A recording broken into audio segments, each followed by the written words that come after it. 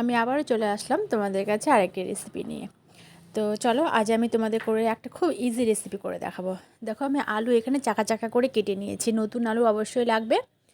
আর অনেকটা পেঁয়াজ দিয়েছি, একটা বড় টমেটো দিয়েছি, কয়েক কোয়া রসুন। এখানে ফোড়নে দেবো আমি কয়েকটা শুকনো লঙ্কা আর ছোটো এলাচ, বড় এলাচ, তেজপাতা। আর দেবো জিরে, এটা কিন্তু পাঁচ ফোড়ন দেবে না, এটা জিরে দেবে।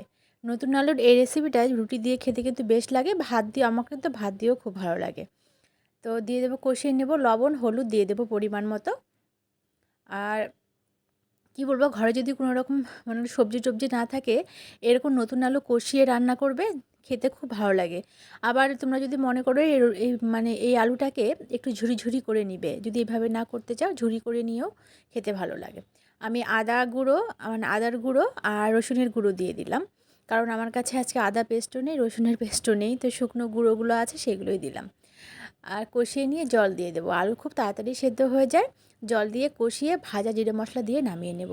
আর নামানোর আগে একটু ধনেপাতা, যেহেতু এখন ধনেপাতার সিজন, তো তোমরা অবশ্যই একবার হলেও ট্রাই করো।